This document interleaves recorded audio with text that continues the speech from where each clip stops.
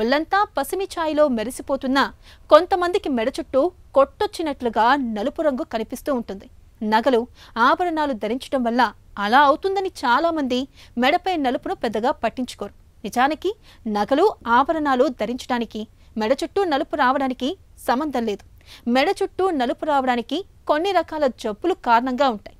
మెడ చుట్టూ నలుపు రావడాన్ని ప్రత్యేకించి షుగర్ జబ్బుకు సంకేతంగా భావించాలని చెబుతారు డాక్టర్లు. మెడ చుట్టూ నలుపు రంగు రావడానికి వెనుక కారణాలు, వాటికి పరిష్కార మార్గాల గురించి ఇప్పుడు తెలుసుకుందాం.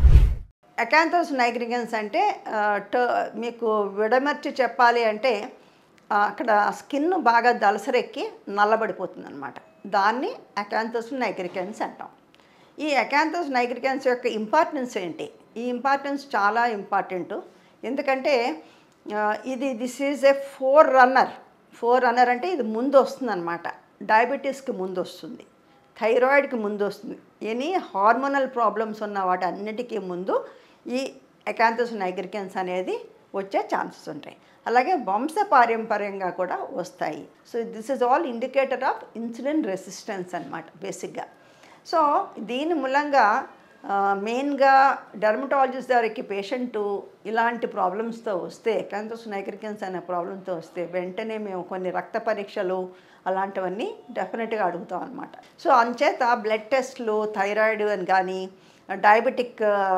డయాబెటీస్ కోసం అని కానీ, ఇన్సులిన్ ఎంత లెవెల్స్ ఉన్నాయి వీళ్ళకి, హోమా ఐఆర్ అని అట్లాంటివి, ఇలాంటి రకరకాల టెస్టులన్నీ మనం చేస్తామండి. అలాగే పీసీఓడి ఉన్న వాళ్ళకు కూడా ఈ అకాంథోస్ నైగ్రిగన్స్ వచ్చే ఛాన్స్ ఉంటుంది. సో ట్రీట్మెంట్ అనేది దీనికి ముందు నేను ఆల్రెడీ చెప్పాను దేంతో అసోసియేట్ అయి ఉంటుంది ఈ ప్రాబ్లం అన్నది.